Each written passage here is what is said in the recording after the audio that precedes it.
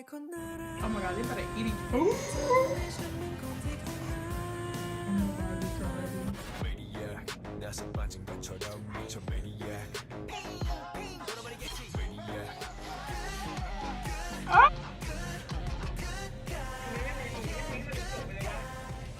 These underwater. Oh my god, and doing that underwater. Shut the fuck up, bitch. Get out of my face right now.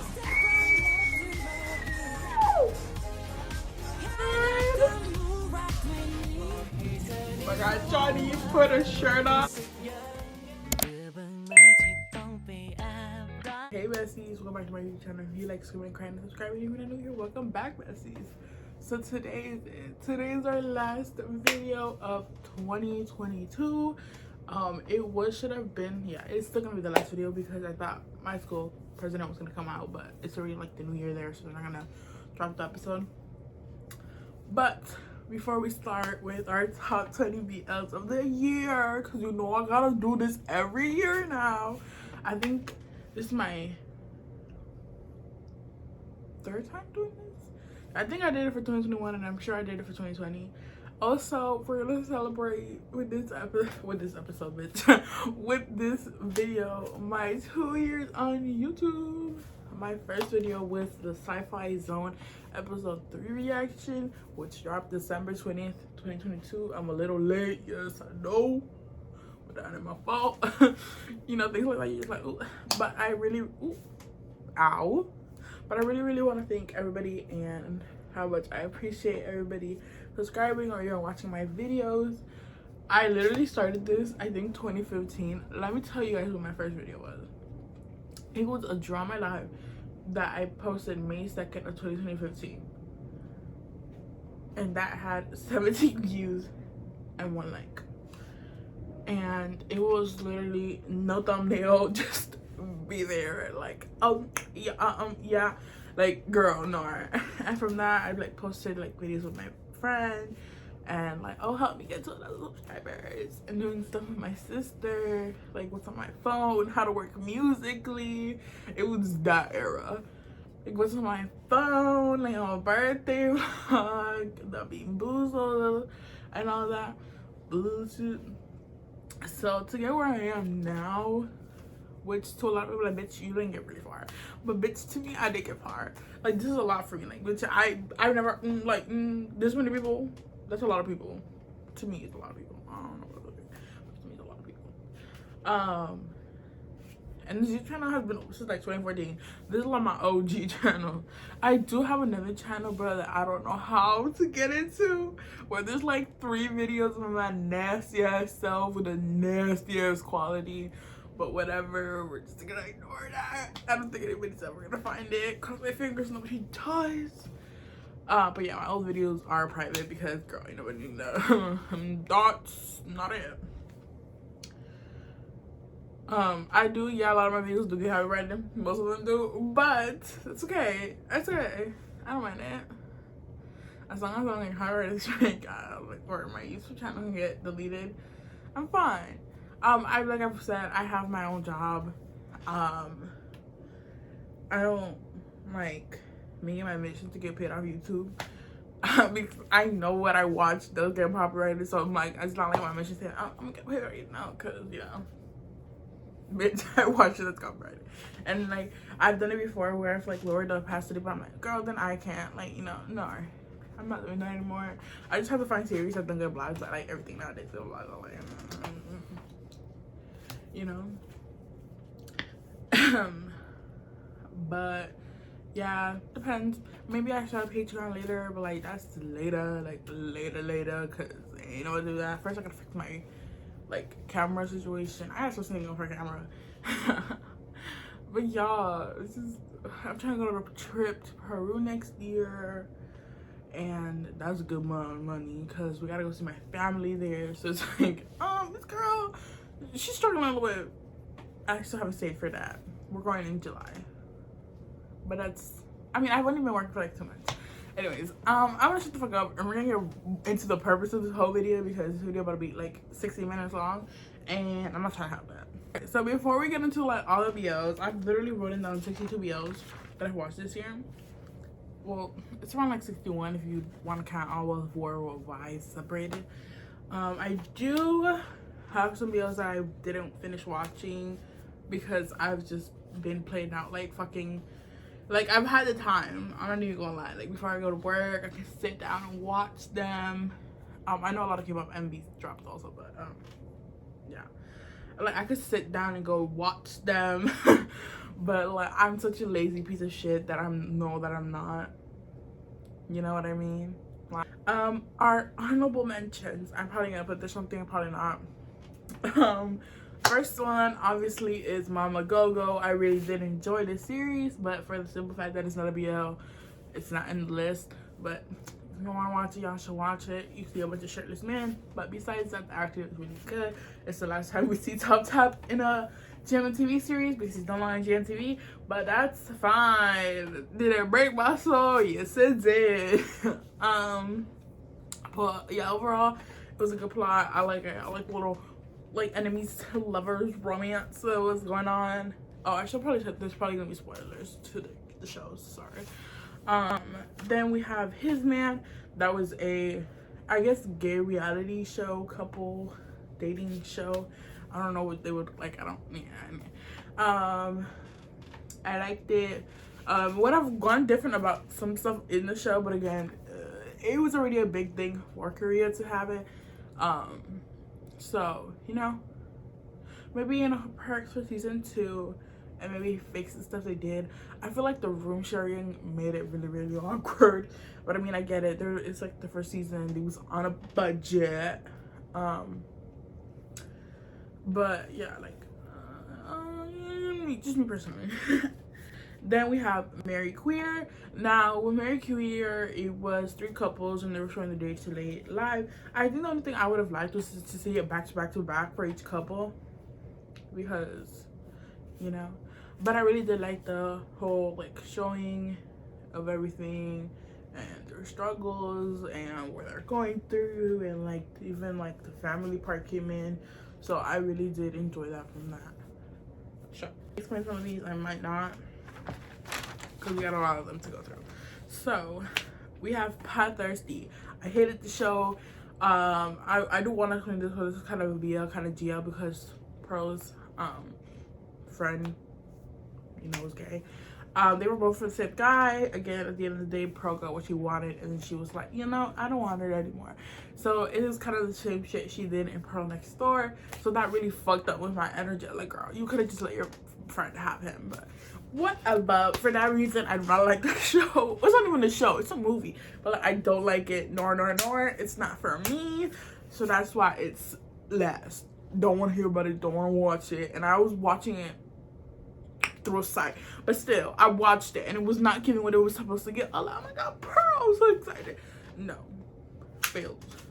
Then we have The Love of Winter of Area 2, A Man Who Defines the World of BL 2. Didn't enjoy it because it was like, bitch, we did all this for this motherfucker to leave. So, and then like the whole other couple in front of me was kind of like a weird energy, like, girl, no, don't fuck with that. Then we have Kai X Yugi, but that was YAKU, but like that wasn't a BL. I don't know if I said that right. Oops. Then we have In Your Heart, Our Days, Eternal Yesterday. The only reason why Eternal Yesterday is so low is because the fucking reason that they killed that motherfucker off. Like, he's just a corpse walking. Then he died. Not really, girl. Y'all know why I don't like the shipper, for that same exact reason. And if you're gonna do it right. I'll mention that later. What do y'all like? A natural glow. Alright. Then we have 100-degree longitude. I mean, they gave, but like it wasn't given completely. I just think other BLs were up, but it was okay for the most part. I feel like it was a really good plot, but I don't think, like, the way that they put the plot, like it seemed really good, but I just don't think they did it right. And if that makes any type of fucking sense. I was saying about 180-degree longitude, I think the plot was there. I just think it needed more development. Something. It was missing something for me to be like, oh yeah, you know. Then we have Fan La Rook. I don't know how you say it. It was just a lot of sex. I think the whole like one night stand, two lovers thing, we don't see very often, I don't think. But it was just a lot of sex, and like their whole relationship was messy, so like it just made the show very messy. I think if you're gonna do a part like that, you really need to know what you want to do so that it could, like, you know. Then we have Was That Man, Coffee Melody. Coffee Melody I really had high hopes for because of Pablo, but and the other one that's like the main protagonist, he's in Between Us and Thanksgiving, but I guess I don't know, the show was just very awkward. I don't know if it's just their pairing that was very awkward, but it was just me. The Tuxedo, Close Friends Season 2, What If, 21 Day Theory. It wasn't a bad show, but I just thought other shows were above it. Actually, I would put that above All My Sunshine Night. I think All My Sunshine Night had very much potential, but towards the end, I was just like, got bored. Like, are we gonna find this movie or not? Like, then I know a lot of people like the Old Fashioned Cupcake, but it's just not my type of BL. It was a good BL, but it's just not my cup of tea. Then we have Senpai, This Can't Be Love. Just because, again, it's just not my type of BL, but it's still really, really, really good one. Actually, I would put Senpai, This Can't Be Love over Cupid's Last Wish, because Cupid's Last Wish, it was okay. It was one of the very few gym TV series that, like, the whole body swap thing, which is like, just kill it. My Ride, First Love Again, Check Out. I know that Check Out is like a bunch of movies. I liked episode 0. I think their relationship was very, very messy, and I think that's what just made the show very not likable. I did like that T ended up with the other guy, and we got like a special episode for them, and Boat was his girl. So it's like, if we don't look at the baby couple, the show was not bad. I just think that, I mean, obviously some messiness is needed in that plot because of what happened, but I think they messed it up way too much. Like, they would get together and then break up again, and then, you know, it wasn't even a breakup because they weren't even dating, but like it was just very messy, the house. Then we have Kissable Lips. I know, like, he ended up dying, but we knew it. It wasn't just something like, oh, car accident, you know. He was a vampire. We like knew from the first episode that he needed blood and yappity choop chop. Have Ocean Like Me. I like the plot. For Holland's first BL, it was decent.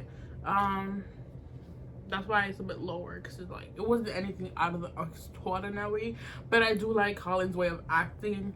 And the other guy, we have seen him in Where Your Eyes Linger, I believe. So then we have Tinted With You, Love Stage, Even Sun. I know it was a iffy about Even Sun, but I do like it regardless of anything. Then we have Once Again. We have Roommates of Pundak, which is our couple from Kissable Lips. Then we have Worldwide episode, like the series, like the third one and the fourth one. I put them together in the same book because I really did feel about them the same way. I think they're higher above just because they have a bit more of drama. I definitely do think the fourth one was the weakest one. Which I understand probably why they put it at 4. 3 was alright, you know.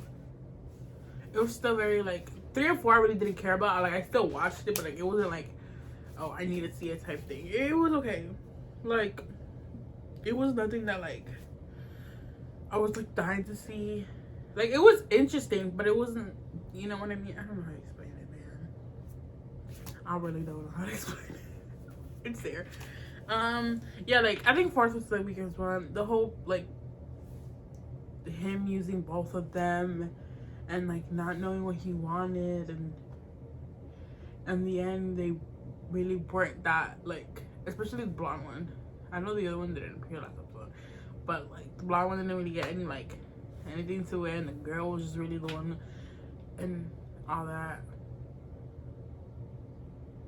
Which I think the girl ended up being a trans girl, if I read the subtitles right. So that was kind of fucked that he exposed that to, like, free himself of that. Now for the third one, I like the couple as it was, but I don't know, there was just like the whole fighting for no reason shit. Then we have about youth, Takara-kun and Ami-kun, bitch, I cannot, but you know what I mean. I'm so sorry. It was a cute little high school plot, you know, we haven't gotten a lot of those, so. Then we have Entente. It's higher up because, I mean, we all know that Bug's character was trash, but if you don't look at the fact that he set it all up, it was a cute, yeah, like, it was a cute little moment, you know, if you don't think that he set it up. But like, obviously when he did set it up, it kind of like killed the whole thing. But if you don't think about it, then I really did like the plot, and I like, you know, how Forrest's character was very like supportive of him, and he knew how he felt, but like he was like, you know, this and that. So yes. Then we have Behind Cut. I think it was a good series, maybe because I'm like in love with like the protagonists of them, but I liked it. Then we have Work From Home, which Gameplay 8. It was Gameplay and I don't know who else, I don't know his name, but like, girl, Gameplay got chemistry with everybody named Mama. I swear to God, I'm not lying. Like, Gameplay, girl, them kisses, oh, Gameplay. So, you know. Then we have Ghost House. The last like 2 episodes, or like the one before the last episode, the whole movie back deal. But nevertheless, it was there. Then we have To My Star 2, which finally over there, girl, I was hurting. Then we have Worldwide Story 2. Obviously we didn't get the happy ending we wanted, but I'm glad that they're both like, he's getting help, or he left to get like, I don't know, some away from the light, and you know, focus on him. And I think for most of the part, I liked it. It comes to show that a lot of things happen unexpectedly, and you know, that same person could be the one that exposed themselves for the clout, for the views. So I think, you know. Then we have My Secret Love. I think it's what's it called? Yeah, right? I don't know. Anyways, I liked it. We had all 3 couples. I think I would have liked to see a bit more of the second couple, which is the one that we're dating for 7 years. I think I would have liked to see a bit more since they've been dating for that long, and like the random like stress hurdle that they went through. I think they did well with the first story. Now the third one, I mean, they touched on it, but I was kind of sad like that he forgot the anniversary. I was like, oh, that you like wanting me to like hate him. I was like, oh. Then we have Old Boarding House. I really just like the fact that man knew what he wanted, and he was like, I think he was a teacher. He was telling the other guy, his friend, he was like, no, the baker. He was like, no, he's mine. And yeah. Then we have Papa and Daddy. I've seen season 1. Well, they're 2 different people, but oh well. I really like it. I think that they talk about serious issues, with it being that he was like, oh, the parents are like, that's not your real son, we need to continue the family tree, and him like, no, like Kai is my son. I was like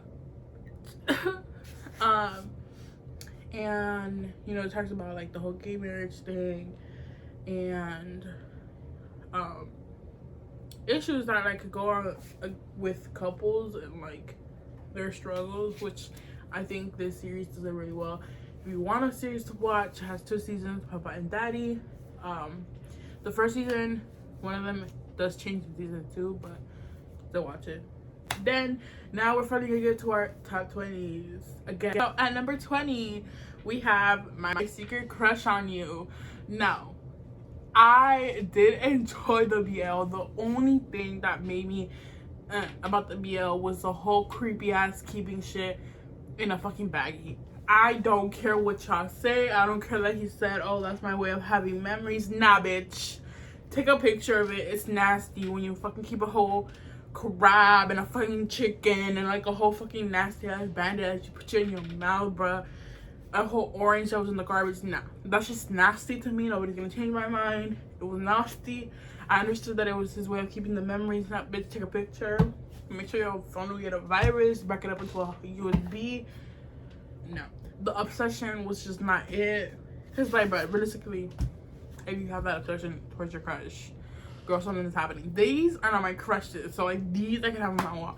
But like the whole fucking obsession of him having a whole like blanket of him and the whole fucking wall, it was just, no, it was giving very much creepy.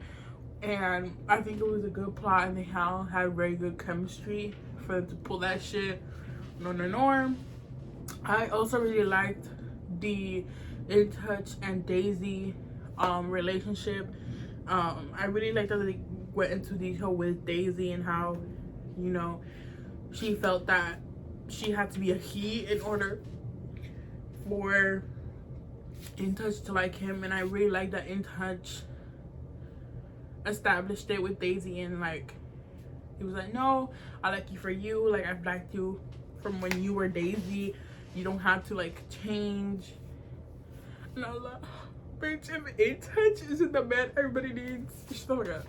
And then obviously Sky and, oh, what's his name, I forgot his name.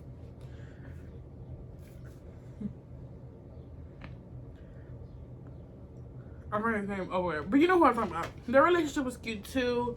I like that Sky never let him get picked on. He was like, bitch, door. Yeah, but the one thing that really set me off about the show was the whole creepy ass like obsession. Number 19, we have Star Mine. I know this BL was a lot mid. I mean, yeah, it really didn't have much, but like the same similar plot. But I think their pairing was really good, and it made me very happy for the most part. So it's there. At 18, we have Minato's laundromat. Obviously, the only thing I would change about that was like his little like a bit of impulsive actions. But besides that, the show was really good. I like the ending. I like that they had their happy ever ending. Yeah, it was just the impulsiveness that he had sometimes that I'm like towards Minato, that I was like, Then at number 17, we have War of Why Story 1. Girl, this shit slopped. They ate it up. They left the crumbs. Like, every scene was just really well delivered. I think this like overshadowed My Secret Crush on You so much, and I'm so glad, because girl, was that shit iffy. Then at number 16, we have Love in the Air. Now, the only reason why this is so high up is not because of Ren and Payu. Sorry to hurt y'all feelings. Ren and Payu's story was mid. It was just a lot of very quick fucking. Like, Rain was just very easily convinced, huh? It's because of Pai and Sky. I think, what's his name? Sorry. I think their story was really well put together from like going from a one-night stand, and you know, we also got a lot of character depth with Sky and his past trauma with his ex. You know, we also had that Pai was like, oh no, this is gonna make me change, like I'm gonna change for Sky, like Sky's the one I wanna be with.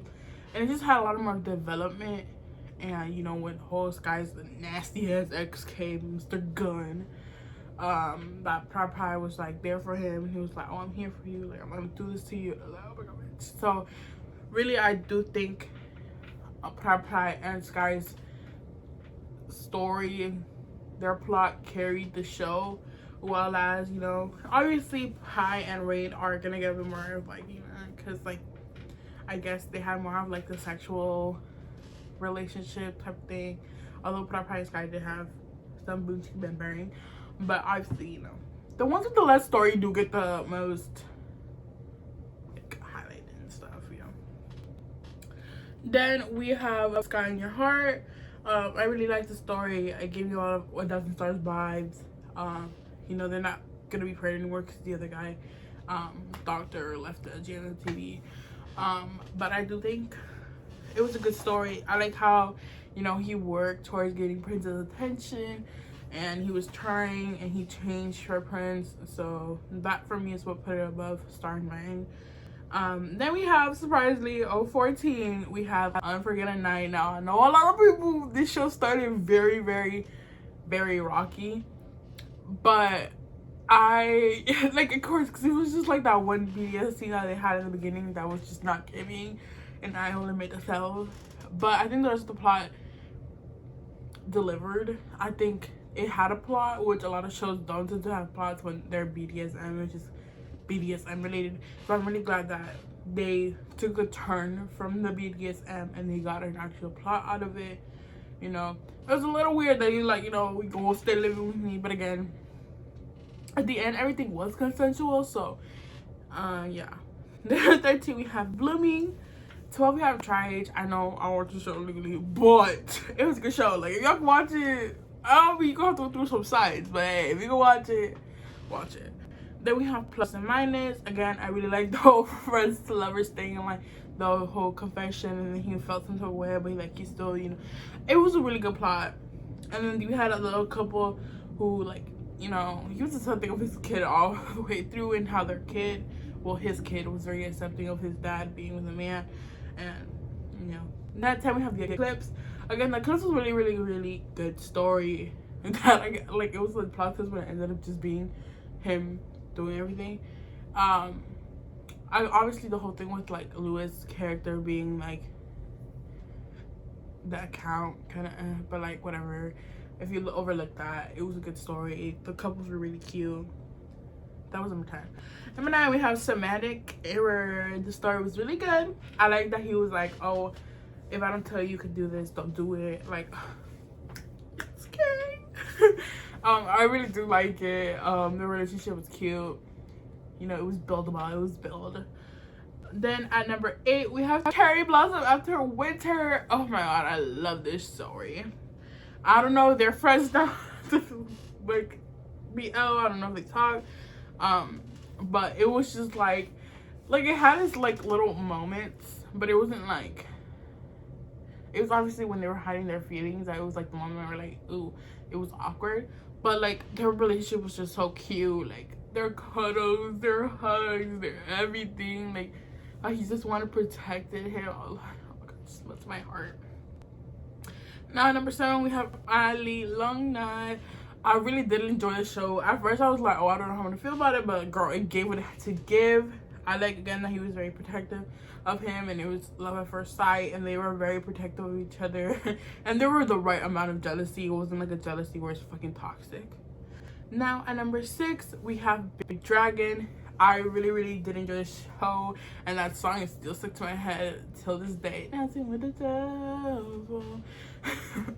I like the plot. Realistically, I like that they went from like enemies to lovers, and that, you know, we ended up knowing that they were like, they knew each other when they were children, and you know that he learned to like accept things, and just how much he grew in the show, and how they both grew in the show, and like everything that he just went on, and they were just how their love built. It was just very good.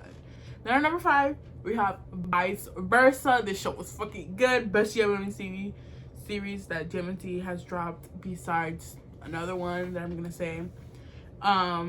It was really good. The whole plot, the whole, you know, I do wish that we would have seen a little bit of and Nano's perspective, but I'm actually glad at the same time we didn't, because I know a lot of fans were already making the series about and Nano and not E and Jimmy.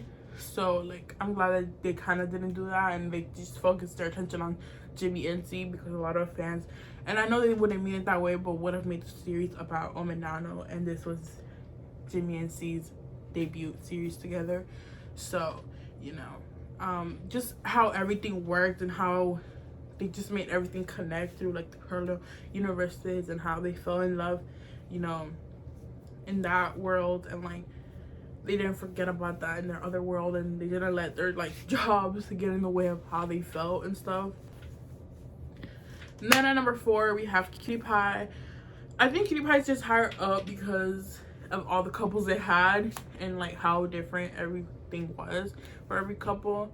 You know, we had the ones that were kind of enemies to lovers. We had like the arranged marriage where like he didn't feel anything for him, but he really did, but like, you know, just kind of kept it there. and how their relationship grew over time while they spent together, and how, you know, it ended up to them getting engaged. But like it also like showed every like hardship of like arranged marriage, and like, oh, you know, is it doing this just because it was arranged. Then we had Mark, no, is his name Mark? No, Max, and oh, I forgot the other one's name. But the relationship too, where it was like we kind of like got a backstory to it, and like how his dad was very like chantaje, like I don't know how you say it in English, like que estaba dando chantaje to Max. Was like, oh, if you don't do this, I'm gonna expose this. I was like, okay. So I think all the couples just, you know, if anything, I would put vice versa on top of Cutie Pie, but I don't know why I did it like this way, but vice versa on top of Cutie Pie. No offense, Cutie Pie, love you. Then at number 3, of course, we got Love Mechanics. This story was great. I really do think, like, obviously Love Mechanics came out a long time ago, but we got a full in-depth story, and some things did change, but we got a full deep story into it and how everything happened. We kind of also got to see each side. We saw V's side, we saw Mark's side, and we got to see that V didn't mean to kiss her, at least in this Love Mechanics. No, the Love Mechanics, but no, that shit was bad. And just, you know, we just got to see a lot of sides that ended up being very, very, very useful in the show, and I think it was just well developed. They really made you hate some characters,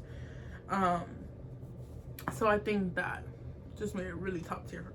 Now we have number 2 and number 1. So at number 2 we have Kim Porsche the series. This show was really, really well put together. I think it was a really good show. Again, it's a bit more of a darker theme, so if you cannot deal with like mafia and some things, don't watch it. I don't know, I'm gonna say trigger warning. I do have a lot of opinions about Kim Porsche. I do not like the whole thing that was around Vegas and Pete's character of him R-ing Pete. He never R'd Pete. The whole like torturing thing, I do not justify, but at the end again the day, it was said Pete knew that he could get killed or tortured if he went into the house of the minor family. He said it himself. It was said. So obviously, if somebody goes into your house that is from the opposing family, you're gonna do that. Again, do I think it should have been done? No, but it did happen. It was said in the show that it was gonna happen, and the whole intercourse scene with Vegas and Pete was not R-word. It was consensual. Sorry to tell you, but Pete's character was the one who started it. He did give the consent to be tied up and all that, so that was all consensual. And you know, he fell for him, and, you know, he ran away, but he knew he couldn't have feelings. So I don't want a lot of stigma around the Vegas and Pete relationship, because a lot of people just hit on it for the simple fact of what he got tortured when he knew he could, because he was going into a house that he shouldn't have gone to. He broke into a house that wasn't his. Now, it's the same motherfuckers who ship Ken and Porsche. Again, I have nothing against Ken and Porsche, that call the whole Vegas and Pete relationship a whole mess and say that Vegas R'd Pete. No, baby girl. Because if you remember, the first time Kim Porsche had intercourse, boy was drunk. And what did Kim's character decide to do? Have the with him. So I know Vegas' character wasn't the best either, because when he rolled Porsche, that was not it. But we're not gonna talk about their intercourse scene when we know the whole Kim Porsche first intercourse scene was so wrong.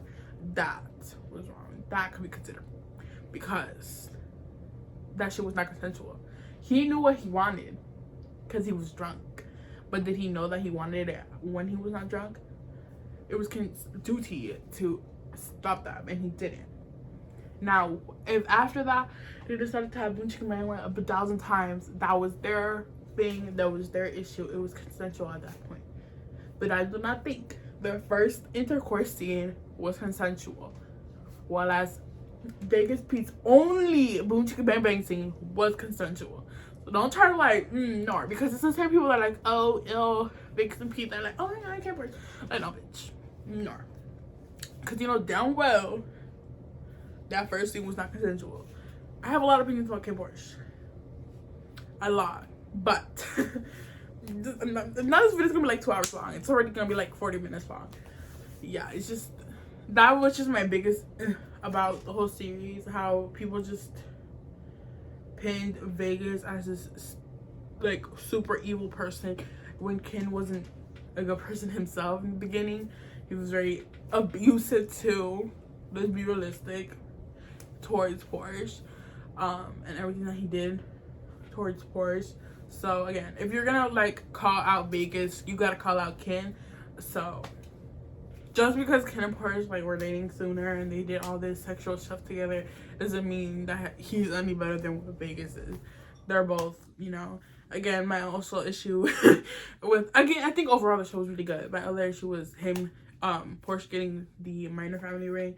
I don't think it belonged to him. I personally think it belonged to Vegas. Vegas did a lot of stuff by impulse because of his dad, but that ring is, and it should be, and it's not gonna change my mind even if they drop a season 2. That ring is supposed to be Vegas's ring. Sorry, don't care about your opinion. It's just my opinion. My opinion matters to me. Y'all can have your opinions, but that ring was deserved for Vegas. And obviously Ken's dad did that to just keep the power to himself. We all know that Ken's dad is not better than Vegas's dad. They're both trash, and he did give that ring to Porsche to keep the power in his hands only, because he knew that Porsche was gonna listen to what Ken says, and vice versa. The whole, I want to get more into detail about this. I don't really know how I feel about the whole Barcode and Jeff's couple situation. What was their name? Kim and Porsche. They're there. Hopefully season 2 they get more development now that Barcode is of age. I'm not asking for intimacy. I'm just asking for like a little kiss or something. You know, they could probably talk more about mature topics. And I think that's about it. What I want to talk about Kim Porsche. Oh, again, like I said, overall the story was really, really good. It was just that little ick. That was, yeah, the only thing that did, like, I was like, there's a lot of, I didn't like want to see Ken and Porsche fucking every episode. That I think was a little bit of like excessive, because at one point I was just like, okay, they're here, like they're fucking again. But yes, now at number 1, if y'all couldn't tell, we have Not Me. Not Me was a fucking great series. I think it's one of the best GMM TV series, if not the best, dropped by GMM. I do really hate the fact that it got not so recognized when I think it should. This was literally the best Afghan BL you're gonna fucking find, and I think they all really just delivered in a way. Gun with, like, you know, being able to portray 2 different people and do it so well. And bitch, did I say Gun or Off? Oops. Gun was being able to portray 2 people so well, and Off literally, like, he put so much life into this role because he literally lost weight to do this role. And first to, and like just everybody in the show did really, really well. I think that they talked about important things that are going on in Thailand, and they brought up a lot of important topics like Black Lives Matter, and it's just like everything that they brought into light, even the LGBT itself with the whole pride flag and stuff like that they went under. I found that really cute, and how, you know, they never cared, but like they were together. Like they were like, yeah, we're together. No, we're not gonna change for anybody. And I love that they were together till like literally death, bitch. Like they were like just all four of them were really even the one in the garage that was like working the garage, like they all were willing to fight for what they were believed in and like get kidnapped for it and everything. And I think it was just a really good plot, and I think GMM did it amazingly, and they just got the best actors. I'm saying the other actors in GMM are like bad or anything, but I just think it was really portrayed well, and everything that they just did was amazing.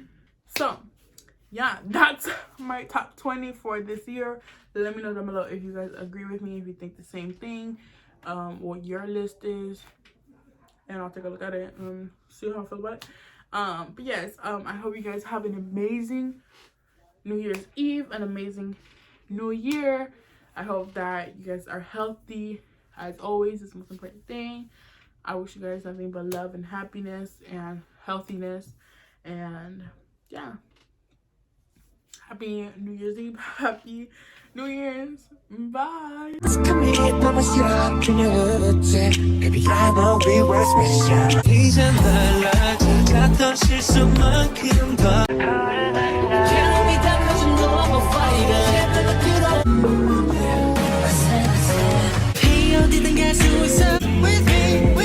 Remember like it's yesterday.